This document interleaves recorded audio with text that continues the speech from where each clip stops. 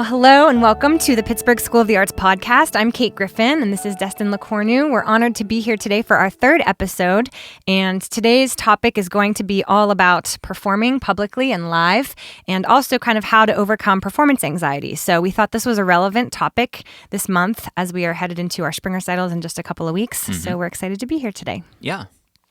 We kind of wanted to start things off just with the overall vision of what the spring recitals are, because when we first started as a studio, this was something that you really kind of picked up on. And I was reading it, actually, there's not a lot of studios that do live performances on a regular basis. There's not a lot of private teachers that do recitals. Some do, but it's not a totally common and normal thing. And so I think it's one of the things that sets us apart as a studio, and one of the things that we do well, one of the things that has bonded us together as a community and that our students really look forward to. So I wanted to start off just by talking about kind of the vision behind why performing live is such a positive thing and such a good educational thing to do. And that is that when you perform live at no matter what level you're in, whether you're a beginner or even a professional musician, there is just an experience that you have. It's like a game time moment where you get a chance to display, to the world your musical ability, but something happens in a live moment that you just can't plan for or prepare for when you're practicing alone in a practice room by yourself. So the live performance experience is something that we really want to give an opportunity to all of our students to be able to have. And obviously, as they get older, many are participating in band or orchestra or musical theater or at church, and they have more opportunities as they get older depending on different groups that they're in. But when you're a young person, there's not a lot of opportunities to perform live. And so it really helps you practice better. It gives you a good challenge to be able to really perfect a piece and get that out in front of people. And it gives you a chance to just push to a higher level, conquering your nerves, being able to, stand in front of a group. So when did you first start performing live, and kind of why do our recitals stand out to you? Yeah, well, I think my first live performance was when I was about 5 years old, actually, with my dad at church. And then from that point on, I would just always kind of be, part of a special feature where my dad and I would do a song together. So it's just kind of a part of my DNA. I almost didn't know anything different, but when I first started teaching, I kind of became aware that, this was an experience I had, and I was very blessed to have it, but not every student gets that. So a lot of the things that I was teaching in a lesson room environment, I realized the student's really not going to be able to grasp this until they've actually had the experience of playing under lights and in front of people and with nerves going. So I really think that performance is part of the learning process. It's not just the conclusion of learning. It's not just what happens once you're, totally prepared and then you show it off to the world. The learning really starts once you actually get that experience of having some successes and some failures, because it's really, really going to be a mixture of both. And I totally 100% agree. And I didn't actually realize what an educational experience it is from start to end. From choosing what kind of piece that you want to pick to perform, to really making that piece as polished as you can. Because when you're going through a method book or when you're learning something just for fun, sometimes it's easy to just maybe skip over the hard parts, or to not really have to sit there and repeat and isolate and perfect a certain section. But when you know that you're going to be having an opportunity to play it in front of a room of people, it sort of ups your level of excellence, and allows a student to take that piece to a whole nother level.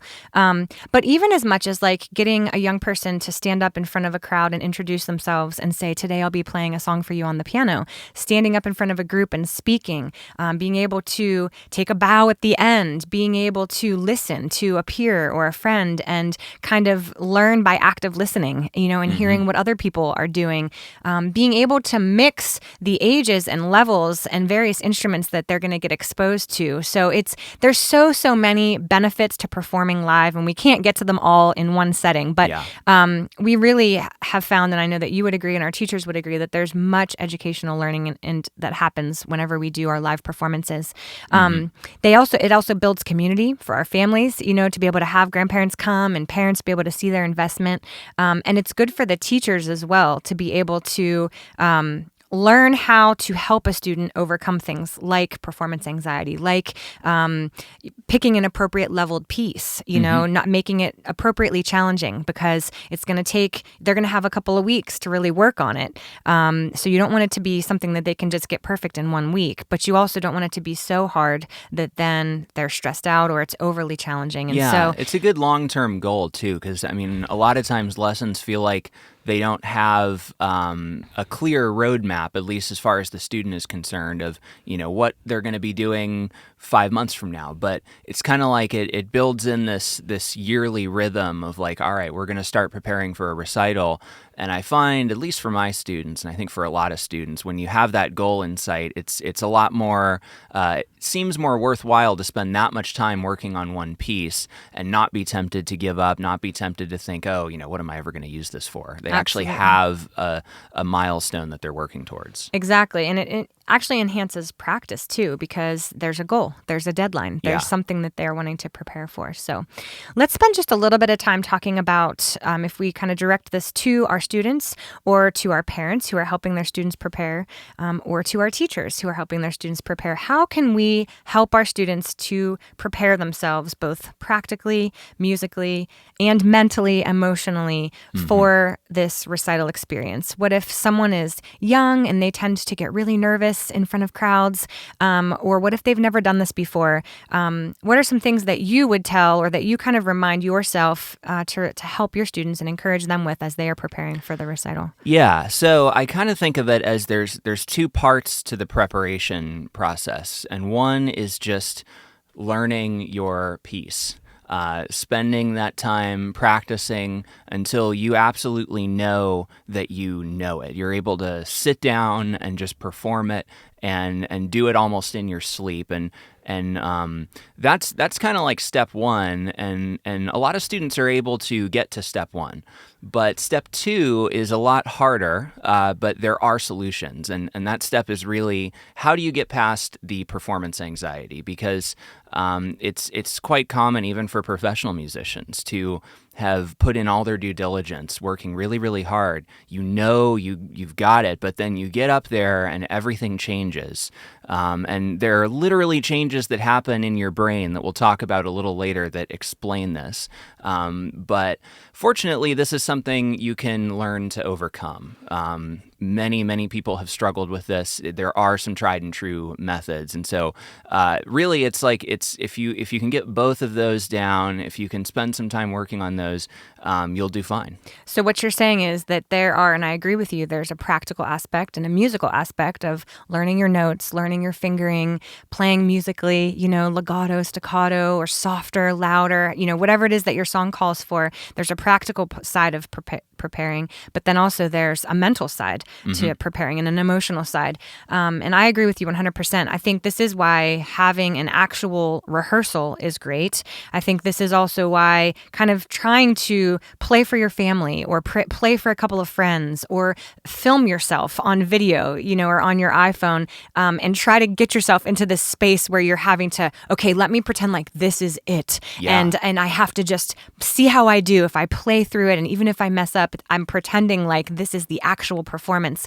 But I tell all the students at our rehearsals that it is completely normal to be nervous. Even as a teacher, even as a professional musician, even as a mom, even as a person that's done this for decades, I still get a little bit nervous before I perform sometimes, or before one of my students performs or one of my kids performs. And I think that you would be weird if you weren't nervous because everybody cares. It's a vulnerable thing to get up there in front of a group of people. You want to do well. You want to put your best foot forward. And, all our eyes are on you. And so I think we should start with just kind of clarifying and normalizing the fact that when you feel nervous and you feel a little bit anxious, that's completely 100% normal. And just about everybody has that feeling, kind of those butterflies in your stomach, and your heart starts to beat a little bit fast. And it's almost like a nervous energy that if channeled properly can actually work in your favor. And so maybe you can kind of speak to that a little bit. Now, I know that sometimes performance anxiety can go to an extreme. And I've actually seen it where, a student has, had a little bit of not anxiety attack, but it really becomes too much for them. And that's part's not normal, the extreme part of it. But I think learning how to manage that nervous energy and that little bit of anxiety is something that we all have to do. And that most of the time, 90% of the time, we can take that nervous energy, we can channel it in the right direction, and it will lead to success, a positive experience, and a student feeling proud of themselves because they learned how to kind of work through that. So what does it mean to be practically prepared?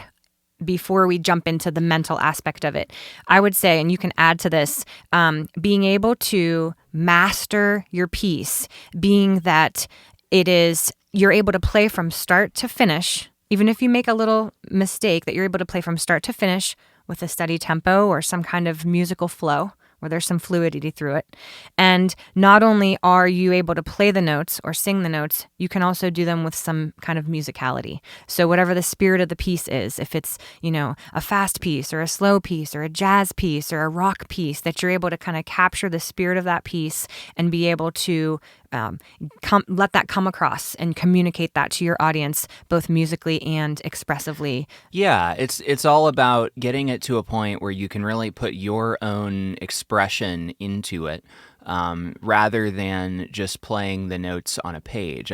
The analogy I kind of use with my students is like, when we have a conversation with people, we're not reading monotone from a script. We're not just saying word after word after word. It's a very dynamic and fluid process because we have a vocabulary. We've learned how to speak. We've learned how to form sentences, and we've learned grammar. But none of that is actually on our mind when we're having a conversation. That's just all happening second nature. And what's more on our mind is what we're actually trying to communicate, and specifically the audience that we're speaking to. And so I kind of think it's like that, where you have to get your musical vocabulary, musical grammar right, so to speak. That's good. And so that's really just a practice thing, to the point where once you feel like, okay, I understand what's happening on the page, I understand, all of the dynamics, all of the hand positions, whatever. Then that's where the fun part starts. That's where you want to make it sound good. I mean, it's kind of like no duh, but that's what music's about. It's got to sound good. If it doesn't sound good, it's just playing notes. And this is where a lot of people say, do I have to have my piece memorized?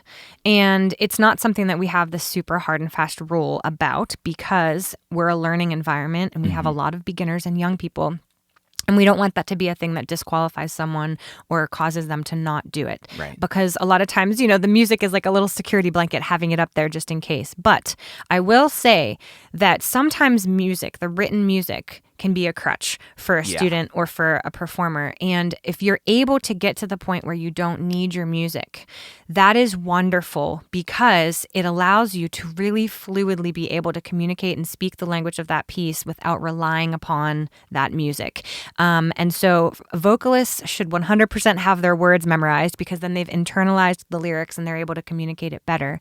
And I find that most students who practice their pieces really, really well, and a lot and often, probably have that piece memorized, maybe without even realizing it. Yeah. And so even if that student takes the music up there with them just to have, just in case, or to look over for a reminder or something, I'm okay with that from a learning standpoint, as long as that music doesn't become like a distraction or something that hinders them from being able to connect and communicate and converse with the audience as you just spoke. So I wanted to mention that, because I think that that's oftentimes a really good measuring point as to how well a student is prepared. Is you can know you're pretty well prepared if you can fully play that piece from memory, and you're able to be comfortable with that and fully then immerse yourself in communicating that piece then to your audience. So I don't know if you want to speak to that at all, but it is a question that I get a lot. Yeah, well, at least for me as a musician, I find that anytime that I feel like I need music in front of me, it's because I just haven't learned it well enough. And then by the time I do, and I actually do have music in front of me, most of the time I don't even look at it when I play. It's just kind of there as like a just-in-case scenario if it's something I'm having to learn last minute. But I would say, like, if you're really practicing enough, that song's going to be rattling around your brain, and you're not going to be able to get it out of your head. You're going to hear it when you're falling asleep at night. It's going to be so in there that memorizing it won't even necessarily be something you have to like actively work at. It'll just happen if you're immersing yourself in it enough. That's really good. And so we want to encourage you, since we still have a while before the recital actually hits, that do your best to memorize your piece, because it will allow you to fully be prepared for that recital, and it will allow you to be free. It will allow you to not use that music as a crutch and allow you to fully communicate to your audience. Yeah, and it will allow you to address the performance anxiety knowing that you've done all your due diligence beforehand. Because kind of where we're going next with this is if you know that you've prepared enough, then there are some almost guaranteed ways to conquer performance anxiety, but that won't work unless you've done step one. So thank you so much for laying that groundwork, because that is 100% true. When we've done our best, when we've practiced well, when we've put our best foot forward, when we've given our best effort, it's like that feeling that you have, we were talking about this before, like you've studied for a test and you've put the time in and you have everything, you've done all that you can. And you just have to say, well, at this point, I'm just going to do my best because, I've done all that I can do. And so when we know that we've prepared well, that gives us then the ability to really deal with then the mental and the emotional component. Yeah, that's the foundation of your confidence. Yes.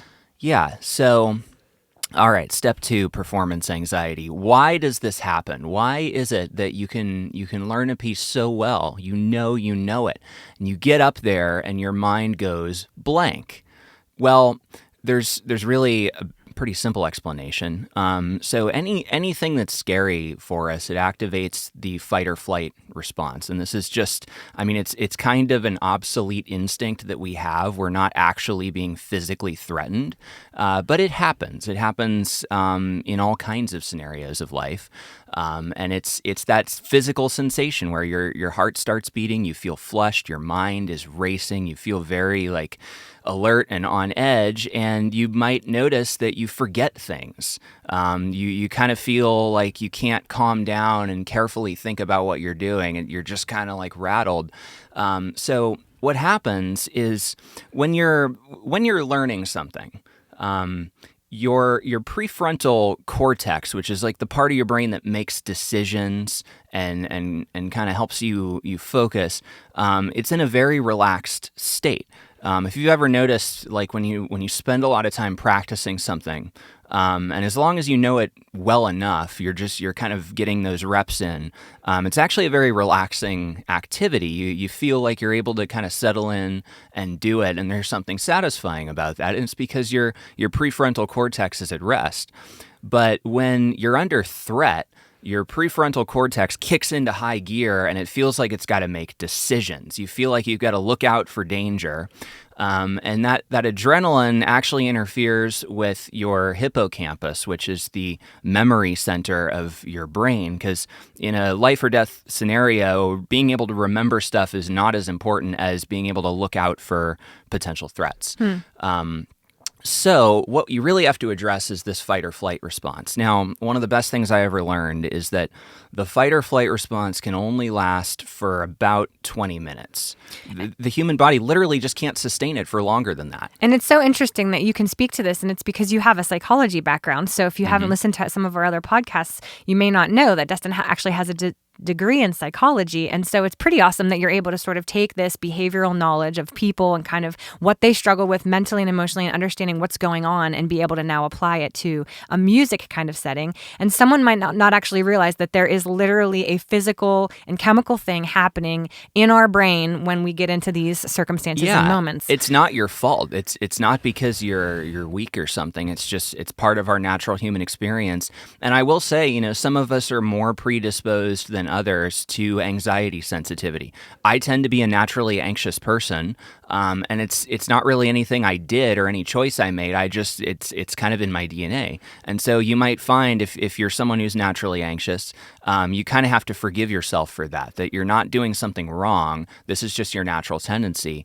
But let's get into kind of how do you change that natural tendency, because it is possible. You're not going to be anxious your whole life. I have overcome a lot of anxiety anxiety socially and in all sorts of other ways that I never thought was possible to overcome. And not even just to change it, but to build your reps, to get stronger, to get more adept at dealing with it, Yeah. to know that it's coming. And so I'm going to be able to prepare myself, and be able to take it as it comes and know what to do in that moment. Yeah.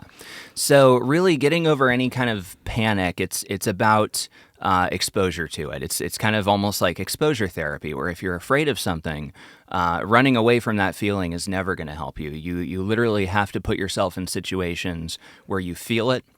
Perhaps you even force yourself to feel it more than you're comfortable with. You almost kind of lean into it and just say, all right, I'm going to let myself be super duper nervous for 20 minutes. I'm almost going to make that feeling happen. And so what I tell my students is, like, when you arrive to a recital, get there early enough that you can live with that feeling of fear for long enough that it'll pass, because it will pass. If you can kind of get all that out of the way, and I know this is easier said than done, but if you can get the panic out of the way, there might be some residual fear left, but you can actually take that kind of nervous, wired up energy and channel that towards the excitement and the thrill of performing. And I keep getting this analogy in my head, and I know that but I'm into sports. My family's into sports, and so I keep thinking about my brother, who's a basketball coach, and how often he would practice foul shots and trying to simulate that feeling of just pressure. It's the end of the game, and I'm on the foul line, and we're down by one, and the crowd is silent, but then there's some, and the pressure's on me to make that foul shot. And how, you live for that moment. It's actually an honor and a prayer that you get to that moment, that you have the ability to be on the floor, on the starting five, in a game time scenario where maybe a championship is on the line, and it's actually, you get the opportunity to make that shot. Yeah. And so it's kind of that game time moment that's actually in itself an amazing thing, that you've come this far and you've put yourself in this opportunity to be able to do it. It really is. And the cool thing is that once you've learned something well enough and it's second nature, a little bit of anxiety can actually lead to a better performance. It actually kind of kicks you into overdrive. And again, this only works if you're actually prepared. But yeah, the game time performance thing is a very, very real thing. It's that adrenaline. It's that nervous energy that you can kind of then channel. And it's almost like a little human superpower, because it comes on you. And like you said, it just gives you that focus, that drive, that excitement that can oftentimes take your performance to a whole nother level. Yeah. But in order to get there, you're probably going to have to endure a couple performances where things go a little south. And that's totally understandable. We've all had performances like that, because again, performance is something you have to practice. It's not just the end of practice. It's where a lot of the practice really begins, and the way you do that is just by performing a lot. I mean, if you go back to the story of the Beatles performing at the Cavern Club in Hamburg, Germany, 6 nights a week from I think it was 11 p.m. to 6 in the morning or something. And they did this for a couple years of their life. So by the time they actually got in front of a mass audience, they had spent so much time performing, thousands and thousands of hours performing, that it was no big deal. And so I have a lot of students ask me, well, what if this happens? What if that happens? And I sort of say, what will you think by the time you've performed 100 times? You'll come back to that memory and you'll think, okay, that was the first time I performed, and then the second time I got a little better, the third time, the 50th time I got a little better. It really does take just a lot of endurance through those experiences. And even no matter how much, because maybe we have kids that will never perform 100 times in their life. Maybe that, they won't get a chance to do that. But it's been a very, very, very few number of times in my own personal experience where I've felt like my performance was perfect. I always end up walking away thinking in my mind, whether no one else noticed it or not, I know, I could have made that part a little bit better. Or, I kind of missed it. I fudged a note there, and I'm a little down on myself, but maybe the rest of the crowd didn't even notice. And so Yeah. I want to kind of, again, normalize the fact of what is a perfect performance, because actually sometimes when I've heard, and you can speak to this as a recording engineer, but sometimes they say, you don't want to auto-tune every single note and make it actually so perfect that you lose the human element of a live performance. Yeah, a perfect performance is boring, honestly. I mean, it's sterile and it feels like somebody was just going through the motions. Great performances are riddled with little flaws that actually add to the character. And so at the end of the day, what people are going to remember the most is the passion and commitment that the performer had to their piece. Not necessarily the technical perfection of it, but that they really stepped into the role, they really arrived, and they were excited, they wanted to be there. And if you have that, people are going to miss all the little nuances. They're not even going to notice. And that's, again, another thing that just goes to, it's an education of learning of here's what I'll do next time, or here's what I could have done better. And it's just that self-analysis that will naturally happen. And so if you're doing that, that's fantastic. Knowing that, you're going to prepare as well as you can. You're going to be nervous. You're going to face it with as much confidence and, as much as you can, do your best. But you're probably going to walk away with an imperfect performance that you're going to be able to have a couple of things in your mind that you could have done better. And that is actually success. That is doing it. That's hugely valuable. What's going to happen? Totally the growth mindset right there. So don't look at it as a failure. You're going to mess up. The only way you're going to learn how to fix those things is by going through the experience of messing them up. There's no substitute for that. So I heard somebody say recently, fail forward, as in don't fail in a way that makes you go backward and think, oh, I'm never going to do that again. Keep failing forward to where you're constantly making progress. You're constantly learning from your mistakes. And that's that's tremendous progress. Absolutely. And when you walk away proud of yourself. So I've done this so many times where something did go wrong and maybe you noticeably stumble or you forget a word or you make a mistake that isn't just a secret to you, but it's a secret to the crowd too. And they see you make that mistake. Don't draw attention to that. Actually, I've seen some of the most powerful performances happen when a little student, will forget or stop in the middle of a piece, but then they have the courage to kind of keep moving forward and they push on and they finish it. You hear the crowd roar and the applause happen, and it's even more inspiring because it's right before your eyes. The whole audience who is cheering for you sees you overcome Everybody something. loves a good comeback. Absolutely. Yeah. And so, but don't advertise to the world your mistakes. Kind of keep those to yourself. Talk about it with your teacher, the next lesson, and just learn from it. Just internalize that experience and think to yourself, the next time I have the opportunity to perform, I'm going to remember this and I'm going to try to employ this the next time. Yeah. But are there any practical tips then that you can give someone who is, that you want to touch on before we kind of close this off, just on in those nervous moments, maybe they're right out there in the middle of the stage, just things that you have done or any kind of like deep breaths, or what are just some things that you could give to advice to them that they could kind of prepare and practice ahead of time, but some physical things that they could do if they're feeling nervous? Yeah. So even if you've done that work of trying to calm yourself down and, practicing all the positive self-talk and stuff, and then showtime happens, you're right there on stage, that you're nervous, and it's like, oh no, what do I do?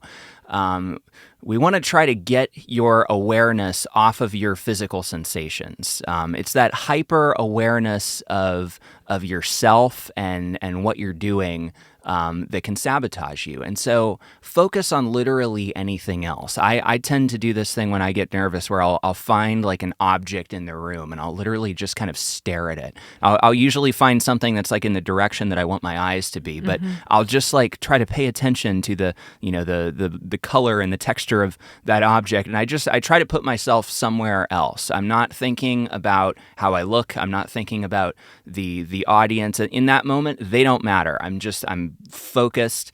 And so really it's like if you can get your mind off of the details of what's happening, sometimes what helps is like if you can think of what you're going to do after the performance. Maybe you're going to go out to eat. Maybe you're going to go home and play video games. Think about that.